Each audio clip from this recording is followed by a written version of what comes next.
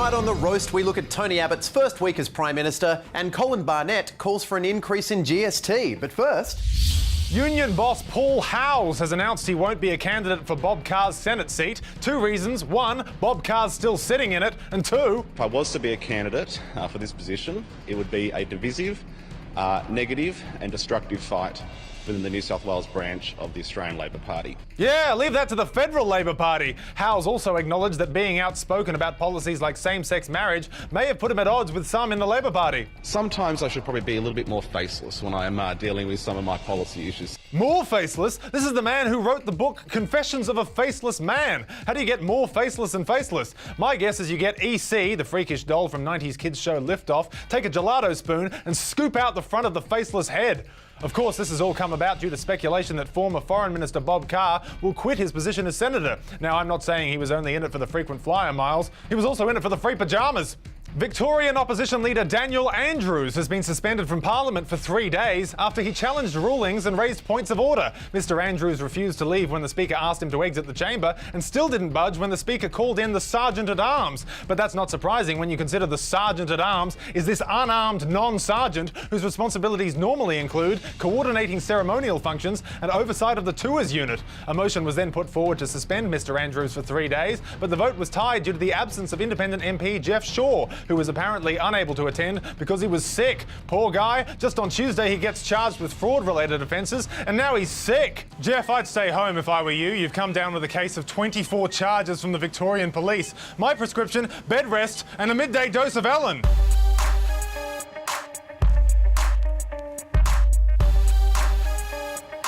Ultimately, the Speaker was forced to use his casting vote in favour of suspension, so Daniel Andrews won't be in for the next 3 days. No prizes for guessing what he'll be doing. The decision then led to a walkout by most of the opposition as they wanted to protest their colleague's suspension. Also, that's enough dancing, thank you. Pope Francis has given a candid interview to an Italian magazine covering a number of topics, including the role of women in the church. The feminine genius is needed wherever we make important decisions. So look out for the Feminine Genius Bar at the Vatican in the near future. For The Roast, I'm Mark Humphries. Thanks, Mark.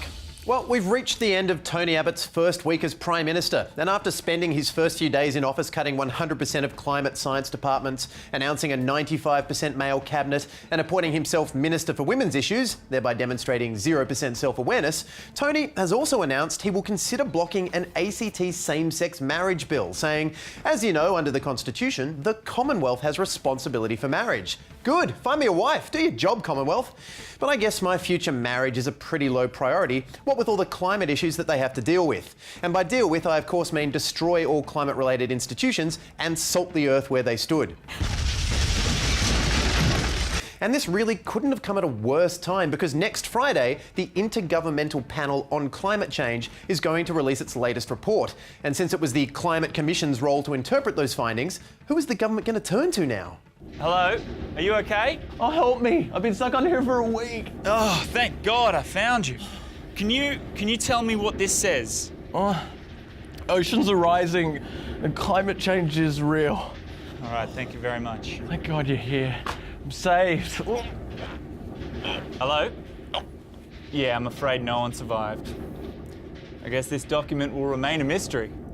But it would be silly to focus on a document that comes out next week, detailing things about the climate which don't exist according to the government. So let's instead look back on the week that was for a coalition that can't stop celebrating. Tony! Tony!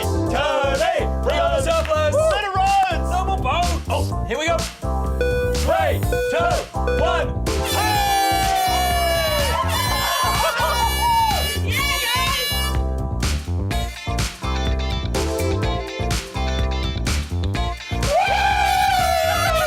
All right, everyone ready to get rid of these things? Yeah, rigged up and ready to go. 3, 2, 1. Oh, think of the savings.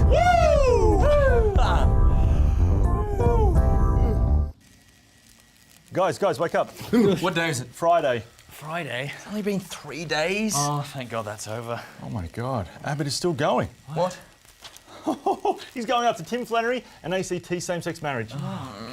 Hit the thing! Oh, not listening.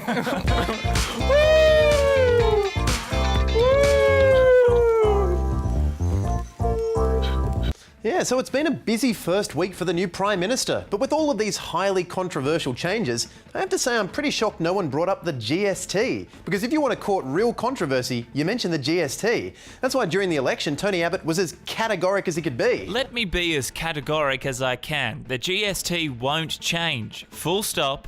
End of story. It's locked away, buried in its tax tomb, never to bother mankind again. Sleep well, ye mighty beast. I hereby confine you to 200 centuries of imprisonment. I slumber peacefully now, knowing you are locked away. Nighty-night. Okay, so I guess that's that. We might actually knock off early. So you have a great weekend, everyone. Good night. I'm sorry, what is going on right now? The GST pool in total, which is a bit over $50 billion, is not growing as quickly as people thought. So all states are saying actually GST needs to go up. Oh no.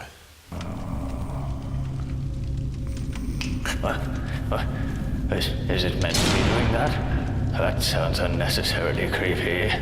Oh.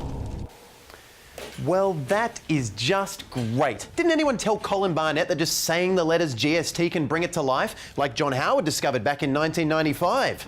No way that GST will ever be part of our policy. Never, ever. Never, ever. It's dead. It wasn't dead, it was just sleeping, and it awoke 5 years later to be introduced in July 2000. And now WA Liberal Premier Colin Barnett has again raised the spectre. Though perhaps that was because Tony Jones lulled him into a false sense of security with this cushy first question on Lateline last night. Colin Barnett, thanks for joining us. Yes, good evening, Tony. How did you manage to get the state's finances in such a mess in the middle of a mining boom? For his follow-up question, Tony Jones whipped Colin with a cat of nine tails, then shot his best friend. Now, specifically, Barnett called upon the Prime Minister to consider raising the GST from 10% to 12.5% because Western Australia lost its AAA credit rating on Wednesday.